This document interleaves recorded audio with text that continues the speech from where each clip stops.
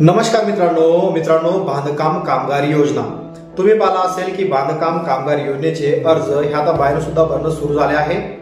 त्याचबरोबर मित्रांनो बऱ्याच कामगारांनी ऑनलाईन अर्ज करते वेळेस त्यांची नॉमिनी असेल, त्यांचा मुलगा असेल, मुलगी असेल, त्यांची पत्नी असेल, त्यांचे नाव समाविष्ट केलेले नाही। तर मग आता त्यांना जर एखाद्या शैक्षणिक क्लेम असेल किंवा इतर कोणत्या स्कॉलरशिपचा जर लाभ घ्यायचा असेल तर त्यांचे नाव त्यामध्ये समाविष्ट नसल्या कारणानं त्यांना कुठल्याच प्रकारे लाभ आता घेता येत नाही।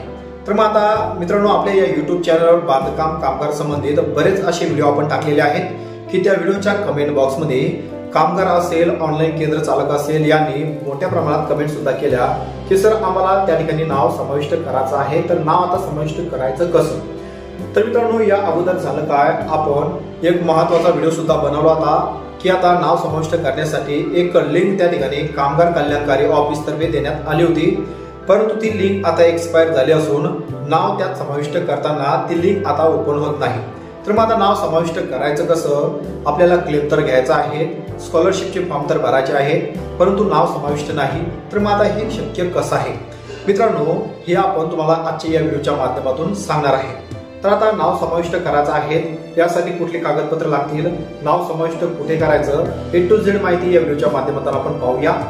तर आता या व्हिडिओला सुरुवात करण्याआधी तुम्ही चॅनलवर जर पहिल्यांदा आला असाल चॅनलला सबस्क्राईब करून बाजूला असलेल्या बेल आयकॉनला नक्कीच प्रेस करायचा आहे, अशाच प्रकारचे कामाचे व्हिडिओ तुम्हाला सर्वात आधी भेटत राहण्यासाठी। तर नाव समाविष्ट कसं करायचं, कोणकोणती कागदपत्र लागतील, चला पाहूया व्हिडिओ सविस्तर।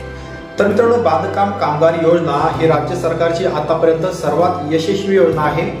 या योजनेमधून बांधकाम कामगारांना 32 प्रकारच्या कल्याणकारी योजनेचा लाभ दिला जातो। अद्याप ही योजना एकदम सुव्यवस्थितपणे सुरू आहे। तर मित्रांनो महत्त्वाचा मुद्दा असा की तुम्हाला आता नाव समाविष्ट कसं करायचं, तर मित्रांनो तुमच्या मुलांचं, मुलीचं किंवा पत्नीचं जर नाव समाविष्ट करायचं असेल तर तुम्हाला त्या ठिकाणी 3 महत्त्वाची कागदपत्र लागणार आहेत। पहिला कागदपत्र म्हणजे आधार कार्ड, दुसरा राशन कार्ड, तिसरा बांधकाम कामगार ID प्रूफ, हे 3 महत्त्वाची कागदपत्र तुम्हाला लागणार आहे। तर मित्रांनो ही 3 महत्त्वाची कागदपत्र जर तुमच्याकडे असेल तर तुम्ही बांधकाम कामगार योजनेमध्ये तुमचं नाव त्या ठिकाणी समाविष्ट करू शकता।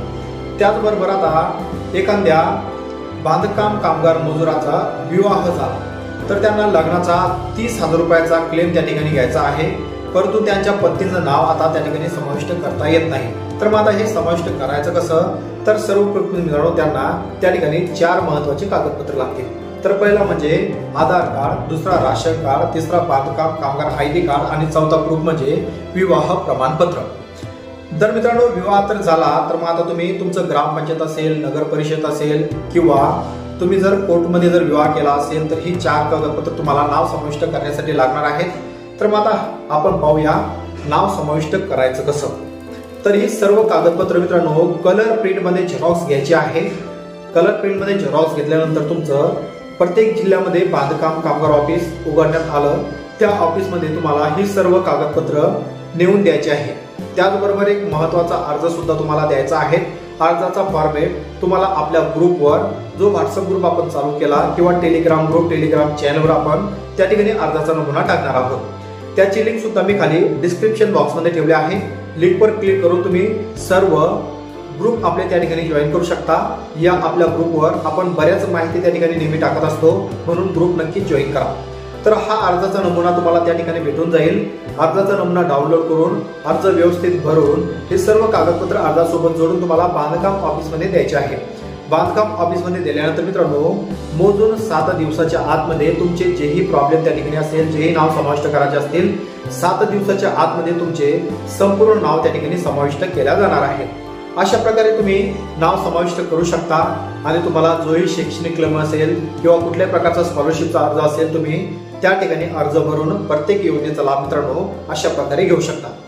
त्याचबरोबर तुम्हाला कुठल्याही प्रकारे स्कॉलरशिपचा जर अर्ज करायचा असेल तर मित्रांनो रिन्यूअलचा अर्ज करायचा असेल, नवीन अर्ज करायचा असेल तर मी माझा खाली डिस्क्रिप्शन बॉक्समध्ये मोबाईल नंबर दिला आहे, त्या व्हॉट्सअप नंबरवर तुम्ही संपूर्ण कागदपत्र पाठवून तुमचे अर्ज घरपोच सुद्धा भरू शकता। तर अशा प्रकारे तुम्ही बांधकाम कामगार योजनेचा लाभ घेऊ शकता। तर मित्रांनो आशा करतो व्हिडिओ तुम्हाला आवडला असेल। व्हिडिओमधील संपूर्ण माहिती तुमच्यासाठी इन्फॉर्मेटिव्ह असेल। व्हिडिओ कसा वाटला नक्कीच कमेंट बॉक्समध्ये कमेंट करून कळवायचा आहे। अशाच प्रकारच्या कामाचे व्हिडिओ तुम्हाला भेटत राहण्यासाठी चॅनल नक्कीच सबस्क्राइब करून बाजूला असलेल्या बेल आयकॉनला नक्कीच प्रेस करायचा आहे। तर मित्रांनो थांबतो, वाट पहा पुन्हा एका नवीन योजनेची, नवीन व्हिडिओची.